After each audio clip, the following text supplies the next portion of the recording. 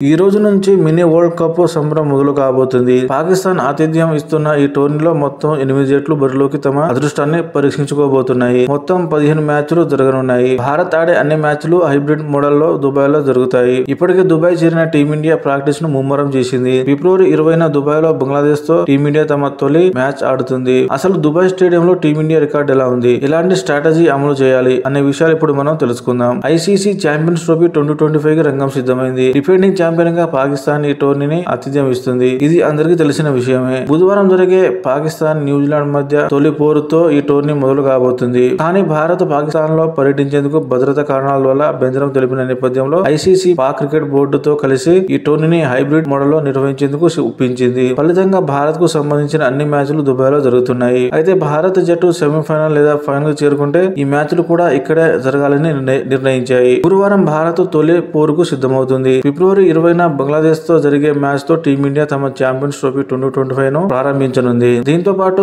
ఫిబ్రవరి 23న పాకిస్తాన్ తో జరుగుతున్న high voltage match, మార్చి 2న New Zealand తో జరిగే చివరి లీగ్ మ్యాచ్ కూడా ఆసక్తిని పెంచే అంశాలు. 2013 లో చివరిసారిగా ఐసీసీ ఛాంపియన్స్ ట్రోఫీని గెలిచిన భారత్ 2017 లో పాకిస్తాన్ తో జరిగిన ఫైనల్ లో కోహ్లీ నేతృత్వంలో టీమిండియా ఓటమి పాలైంది. ఈసారి పటిష్టమైన టీమిండియాకు ఆ ఓటమి ప్రతీకారం తీసుకునే సమయం వచ్చింది. ఈ టోర్నీలో టీమిండియా విజయం సాధించాలంటే 5 మ్యాచ్లు వరుసగా గెలవాలి. లీగ్ దశలో 3 మ్యాచ్లు గెలవడం ద్వారా సెమీస్ మరియు ఫైనల్ గెలిస్తేనే టైటిల్ గెలిచేందుకు మార్గం ఏర్పడుతుంది. ఒక్క మ్యాచ్ లో ఓడినప్పుడు టోర్నీ నుంచి నిష్క్రమించాల్సి వస్తుంది. అందుకే ఛాంపియన్స్ ట్రోఫీని నాకౌట్ టోర్నీ కూడా అంటారు. భారత మ్యాచ్లు అన్ని దుబాయ్ లో జరగడం అనేది మరొక అదృష్టం. ఇతర జట్లలా ప్రయాణం చేయాల్సిన అవసరం ఉండదు. పిచ్ కండిషన్స్ ను అర్థం చేసుకోవాల్సిన అవసరం కూడా ఉండదు. ఒకసారి అలవాటు పడితే లీగ్ దశలో మెరుగ్గా రాణిస్తే సెమీస్ ఫైనల్ సమయంలో దుబాయ్ టీమిండియాకు హోమ్ గ్రౌండ్ లా మారుతుంది. అయితే దుబాయ్ లో టీమిండియాకు ఉన్న రికార్డు కూడా పాజిటివ్ గా ఉంటుందని చెప్పవచ్చు. 3 ఫార్మాట్లలో కలిపి ఇక్కడ 15 మ్యాచ్లు ఆడిన ఇండియా 10 విజయాలు సాధించింది, 4 అపజయాలను ఎదుర్కొంది. మరో మ్యాచ్ ఫలితం తేలకుండా ముగిసింది. వన్డేలో టీమిండియా ఇప్పటి వరకు ఒక్క మ్యాచ్ కూడా ఓడిపోలేదు. దుబాయ్ లో ఇప్పటి వరకు 6 వన్డేలు ఆడిన టీమిండియా 5 మ్యాచ్లలో విజయం సాధించింది. ఒక మ్యాచ్ టై అయింది. అది 2018 ఆసియా కప్ లో ఆఫ్ఘనిస్తాన్ తో జరిగిన మ్యాచ్. దుబాయ్ వేదికపై అత్యధిక పరుగులు చేసిన బ్యాటర్లలో ఓపెనర్ శిఖర్ ధవన్ అగ్రస్థానంలో ఉన్నారు. ఆయన 68.4 సగటుతో 342 పరుగులు చేశారు. ఇందులో 2 సెంచరీలు ఉన్నాయి. ఆ తర్వాత రోహిత్ శర్మ